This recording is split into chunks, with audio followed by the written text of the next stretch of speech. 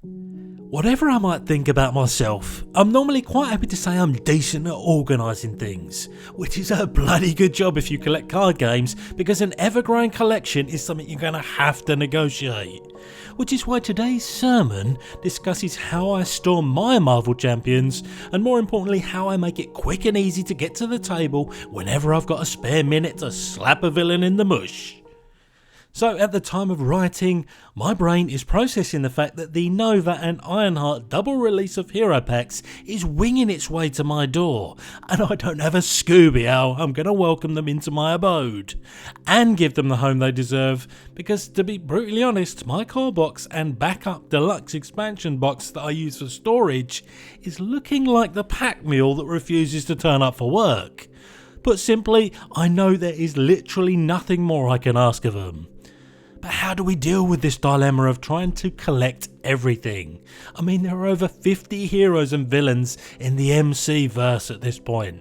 That's a lot of bleeding cardboard, and I don't want to be lugging around 3 or 4 boxes every time I get my MC on. That's mental.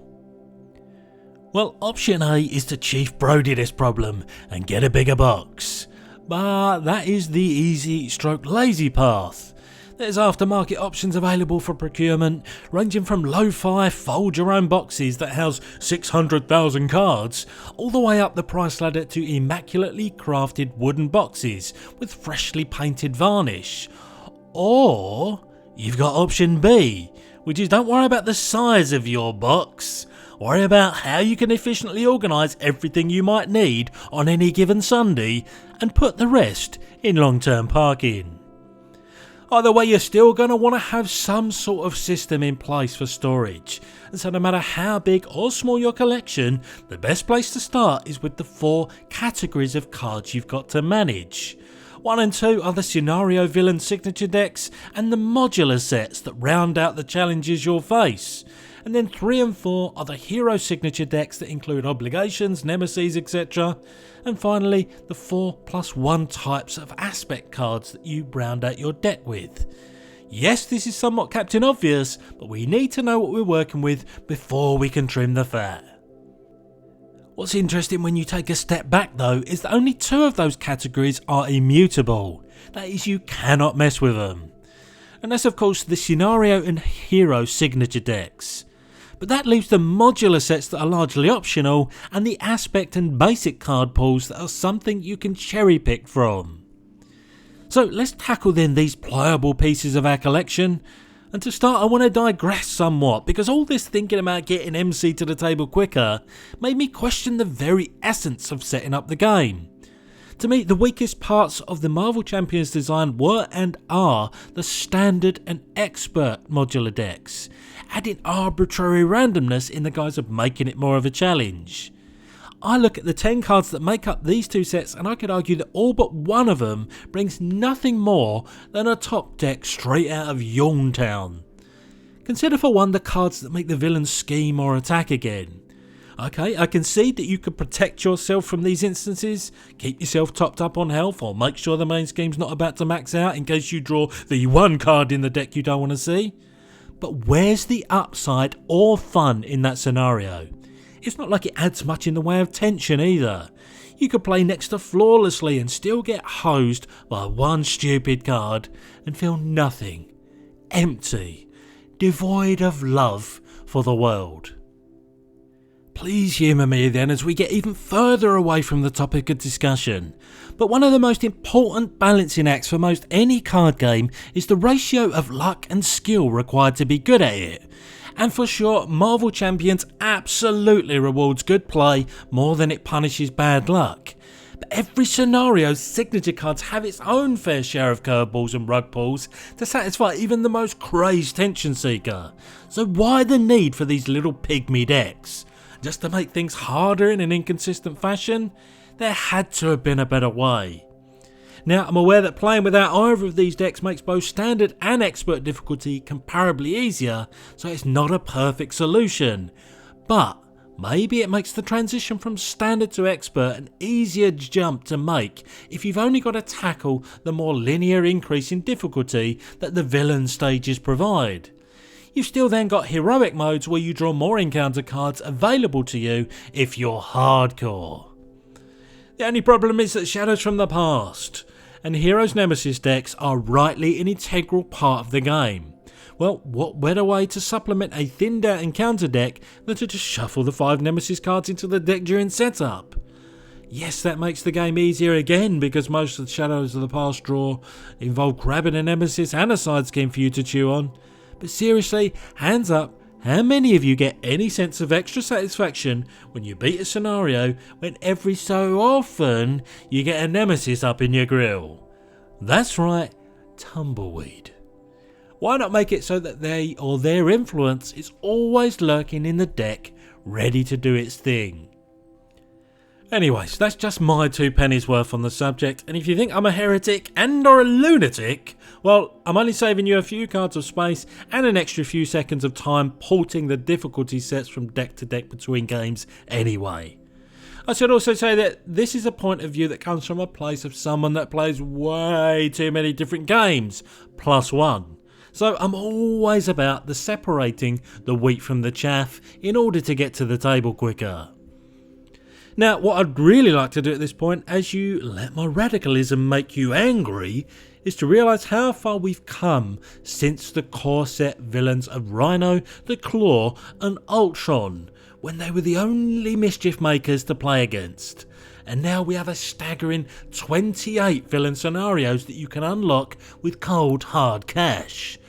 Now, why did I put my counting pants on, you ask? Well, because for every villain they add to the game, it makes the optional modular sets that they've trickled into the card pool more and more redundant. It made sense early doors to add an extra herb or spice to a playthrough, and yes, to be fair, they were each marked with a difficulty rating to help artificially increase or decrease a scenario's difficulty. But over time it becomes more and more a plaything of the truly committed Marvel Champions player. For me personally, I want an encounter deck to thematically represent as much as possible the villain I'm facing. And the more you dilute the chance of seeing their signature cards, the more you're homogenising the experience. So one thing you could definitely consider, and that's a lot less radical, and which ties into our storage solution, is that you just take the encounter sets that a scenario mandates, further lessening the need to dig out suggested modular sets that may or may not cross over with other villains. There are some exceptions to this rule, of course. A few of the modular sets that are recommended actually have thematic tie-ins to the villain itself. So it then becomes a case of scanning all the main scheme's setup instructions and keeping only what you actually need in the encounter deck to make playing the game fun. Of course, this then puts you in a healthy position to store and divide each scenario as a fixed deck of cards that you can pick out with no drama. Which means you can then put the bulk of the modular sets in your backup storage box for as and when you might want to dabble. And hey presto, you've saved yourself a fair chunk of space. But now that I've completed my heresy of the Marvel Champions rules reference guide, let's turn our attention to those aspect and basic card pools, because clearly some of these cards are not pulling their weight. So the most obvious thing to me was to start building my own plug and play decks for each of the aspects.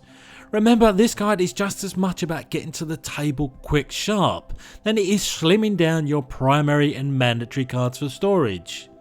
Now, for those of you that watch my series on aspect archetypes and staples, you'll know that there is a decent sized card pool now that you can easily cobble up a couple of stock decks for each aspect and include a sprinkling of basic cards as well, without the need for duplicate playsets of anything. And also set aside some tech cards for scenarios with particularly niche requirements. Granted, this is not the most optimal way to construct decks, but it's a lot closer to the best you can get than it is to the default decks that come with each hero. So it then becomes a question for those of you that don't have to min-max absolutely everything.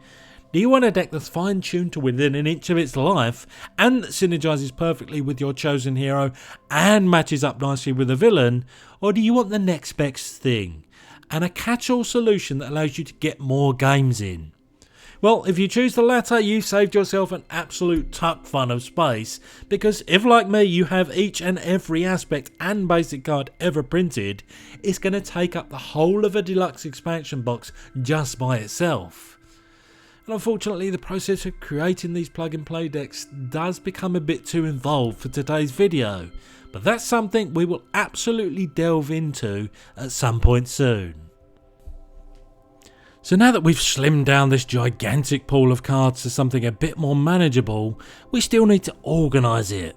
Well, as you can see here, I've got my core box, I've got my folded storage inserts, but without dividers this whole project ain't worth diddly squat. Well, thankfully the users of Board Game Geek come to the rescue, because there are a bunch of free solutions you can download and print if you navigate over to the files section of the Marvel Champions page.